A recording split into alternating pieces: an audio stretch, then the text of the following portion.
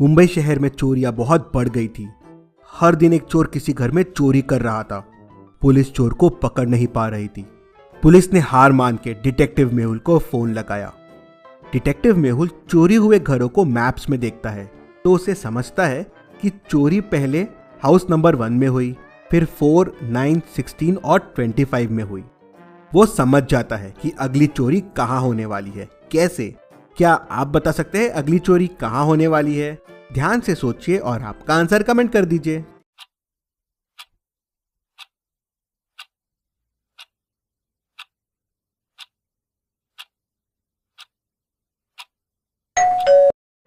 अगली चोरी घर नंबर 36 में होगी। अगर आप देखेंगे तो नंबर स्क्वायर्स में है। पहला 1 स्क्वायर, फिर 2 स्क्वायर, फिर 3, फिर 4, फिर 5, तो अगला हो जाएगा 6 स्क्वायर मतलब 36। मेहुल और गणपत हाउस नंबर 36 में पहले से पहुंच जाते हैं। चोर आता है और मेहुल उसे पकड़ लेता है। Detective Mehul rocks. इसी बात पे जल्दी से वीडियो को लाइक कर दीजिए। चलिए अगली पहेली देखते हैं। पुलिस ऑफिसर जेम्स बहुत ही अकड़ू था। एक दिन उसका मर्डर हो जाता है।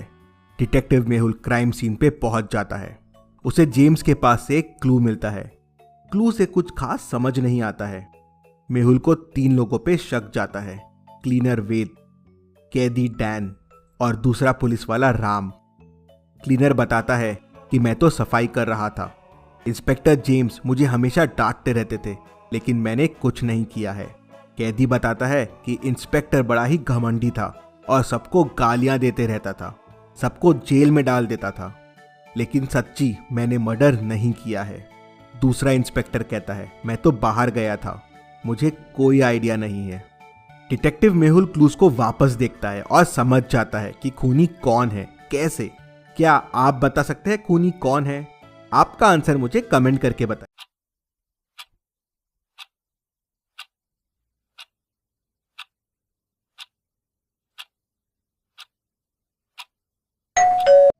खूनी वेद है। जेम्स ने क्लू में जो अल्फाबेट लिखे थे उसमें +1 कर दीजिए। यू के बाद वी आता है, डी के बाद ई और सी के बाद डी, तो ये हो जाएगा वेद। मेहुल तुरंत वेद को पकड़ लेता है। चलिए अगली पहेली देखते हैं। रोहन का मुंबई के एक बहुत बड़े कॉलेज में एडमिशन हो जाता है। वहां रोहन बहुत नए नए लोगों से मिलता है। तभी वो सना से भी मिलता है और पहली नजर में उसे सना से प्यार हो जाता है।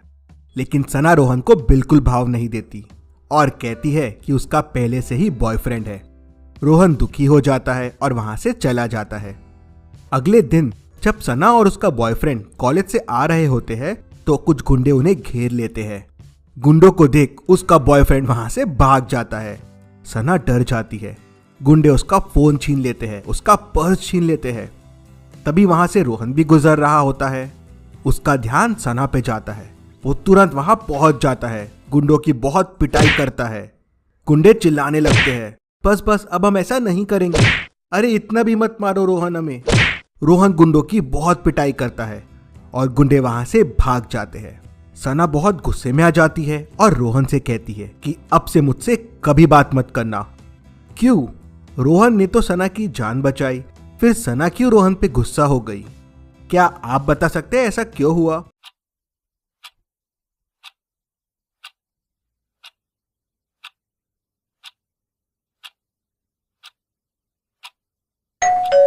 चलिए इसका आंसर देखते हैं।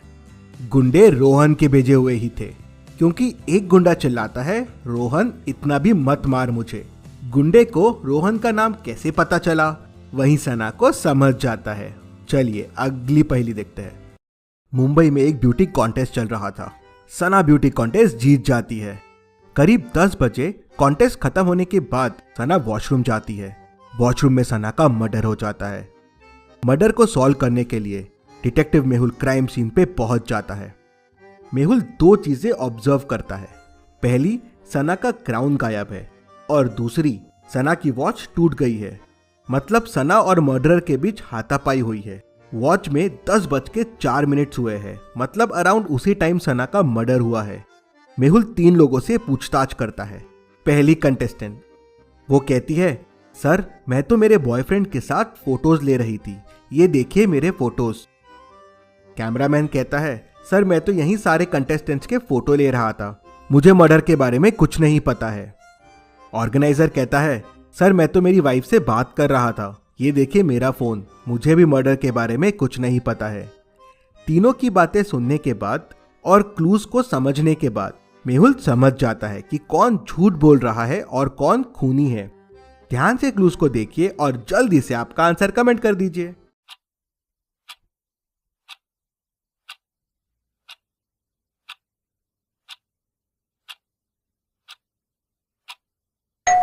चलिए इसका आंसर देखते हैं।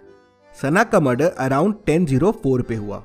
कंटेस्टेंट का फोटो 10:04 का है, मतलब उसने मर्डर नहीं किया होगा।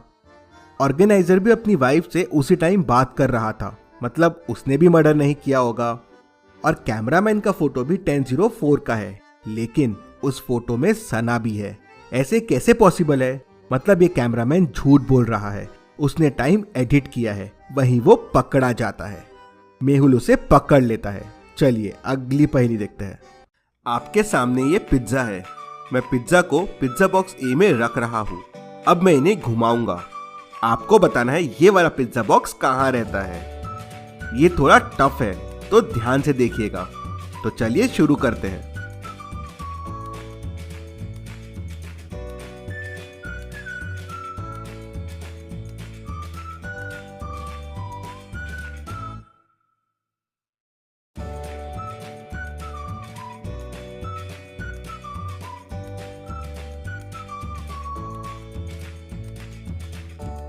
चलिए अब मुझे कमेंट में बताइए पिज्जा कौन से बॉक्स के अंदर है। जल्दी से आपका आंसर कमेंट कीजिए।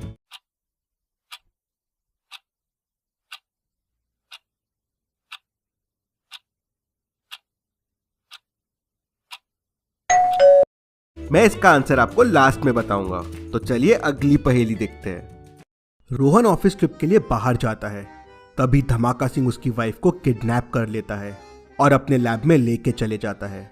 वो रोहन को मैसेज करता है कि 1 करोड़ रुपए मुझे ला के दो, नहीं तो मैं तुम्हारी वाइफ को एनिमल बना दूंगा। रोहन तुरंत ट्रिप से वापस आ जाता है और 1 करोड़ रुपए लेके धमाका सिंह के पास पहुंच जाता है। धमाका सिंह कहता है कि तुम्हारी वाइफ के मैंने 4 क्लोन्स बना दिए हैं, सब में कुछ डिफेक्ट है, अपनी वाइफ पहचानो और लेके जाओ। रोहन ध्यान से 5 को देखता है और अपनी वाइफ को पहचान लेता है। क्या आप बता सकते हैं रोहन की वाइफ कौन सी है? A, B, C, D या E? ध्यान से सोचिए और जल्दी से आपका आंसर कमेंट कर दीजिए।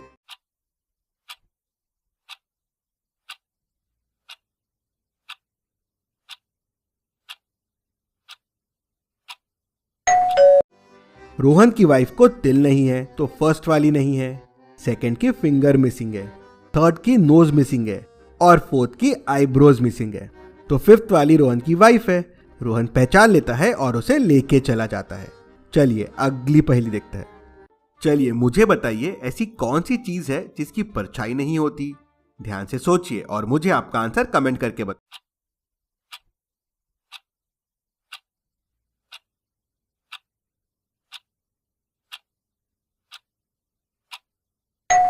और इसका सही जवाब है सड़क, रोड। रोड की परछाई नहीं होती।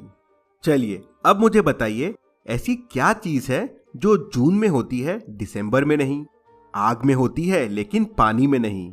सोचिए सोचिए और आपका आंसर कमेंट कीजिए।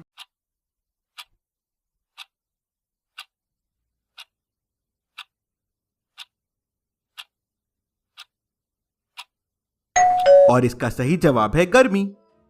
आपके एक पैर में आइज है, दूसरे में वुड है और तीसरे में लोहे के बार्स है। आपको ये जलते कोयलों के ऊपर से चलना है। तो क्या आप बता सकते हैं तीनों में से आप कौन सा तरीका चुनोगे? आइस का, वुड का या लोहे का? ध्यान से सोचिए और जल्दी से आपका आंसर कमेंट करके बता दीजिए।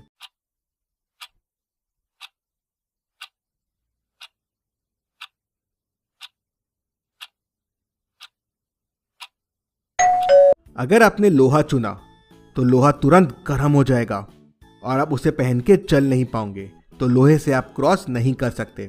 आप वुड पहन के क्रॉस कर सकते हैं। Would bad conductor of heat और इलेक्ट्रिसिटी होता है, तो गर्माहट आपके पैरों तक नहीं पहुंचेगी। आप आइस लेके भी क्रॉस कर सकते हैं।